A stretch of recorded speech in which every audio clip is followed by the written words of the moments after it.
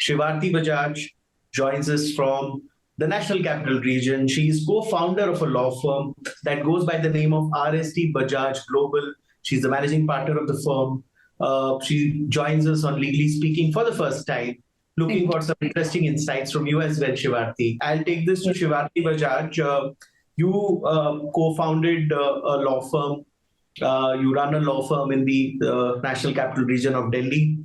Something which would have been unimaginable 30 years ago, because I mean, many times on this show, anecdotes have been given that whenever a woman who's learned or got a degree in law was told that, okay, you got your degree, but go back, get married, produce children. Learning is one thing and practicing is another. From that stage in the 80s and the 70s to now, when we see top women general counsels, people like you who lead law firms, what would you have to say about somebody who broke the barrier for the first time, Justice Fatima Beevi? Thank you, Tarun. It's a pleasure to be on your show with a very, very esteemed panel here. I've learned a lot from this panel. Unsaid that how much Pinky ma'am and Megha ma'am have. Yes. So, it's a very good question. If I have to summarize it, in the journey for late Honorable Justice Fatima Beevi's journey, is intellect, in my opinion, has no gender.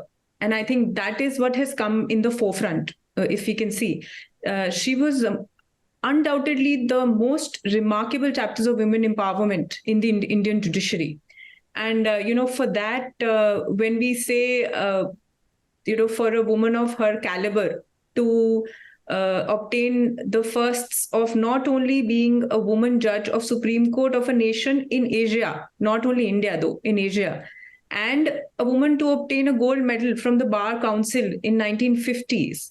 It's something which is, I think, as it's beyond a mere applause, if we can say. It's an inspiration.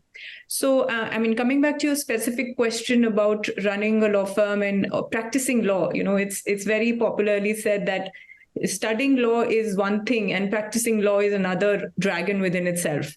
So, yes, it is challenging without doubt. It is, as I say, you are, as Reid Hoffman says, the founder of LinkedIn, that you jump off the cliff without a parachute and you make a parachute on your way down.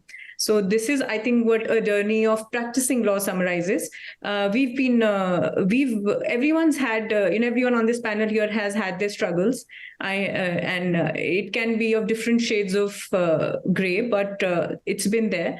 And, running a law firm I call it law plus plus, because you have to practice law per se. And beyond that, you have to take care of a lot of other aspects which may or may not be legal per se. So these are the things, which I think test you and help you grow also as an individual. But I see now, as stated by everyone also, times are changing, but they're changing quick. But to witness the change, I think we are in very interesting times. Because we have, I'll say, a lot of ecosystem support coming the way for women practitioners now, which is being fueled even by the statement of Honorable Chief Justice of India when he recently said that the judiciary can only make High Court and Supreme Court judges from the pool available to them.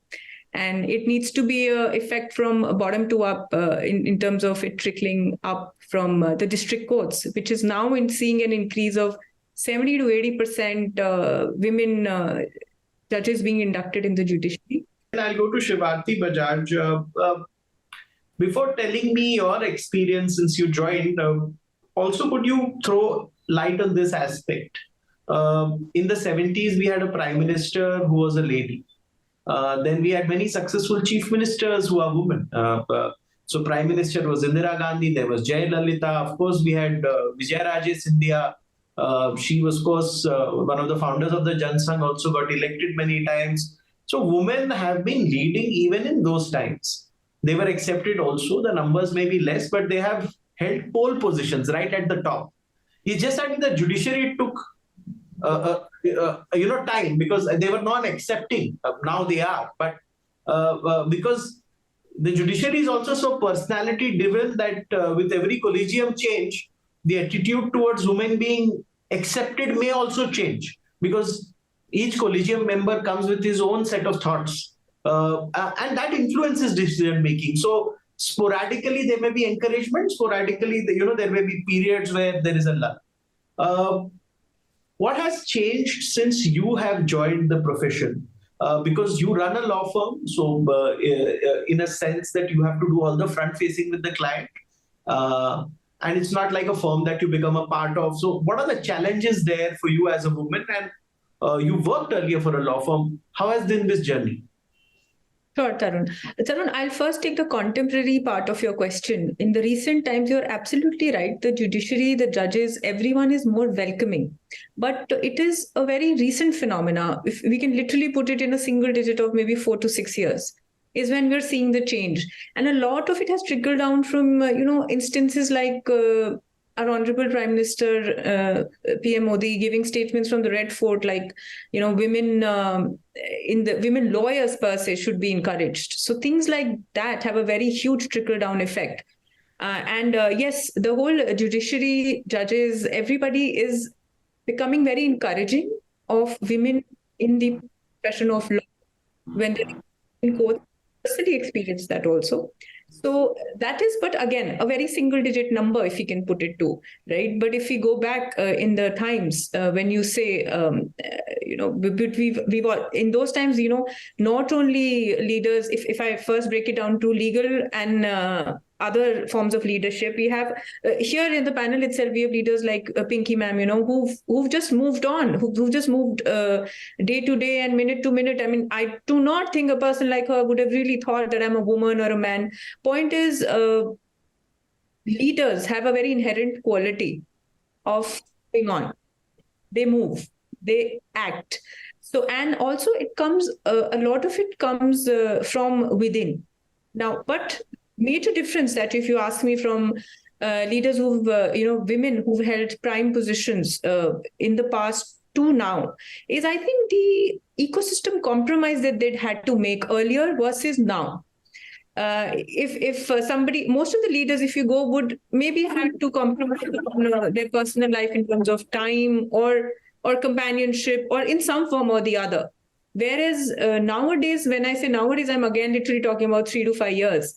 So maybe that is now changing, A. And secondly, in terms of a holistic approach to life, wherein they are viewed with a more broader lens. Earlier, it was leadership was only defined as, are you like a man to be a leader? Now leadership needs to be, are you a leader within your own right? I think these are the major differences that we're saying. Earlier, you maybe had to talk, walk, and dress like a man to be even considered a leader. Now, I think women have a different form of leadership. That doesn't mean leadership only has one shade, right? Similarly, like in your profession, you're in the profession. There are different shades of everybody. You conduct a wonderful show, and maybe you have your own style to do it, vis-a-vis somebody else who has a different style to do it. So these are the things that I think in the longer run will come out in the and will be more appreciated.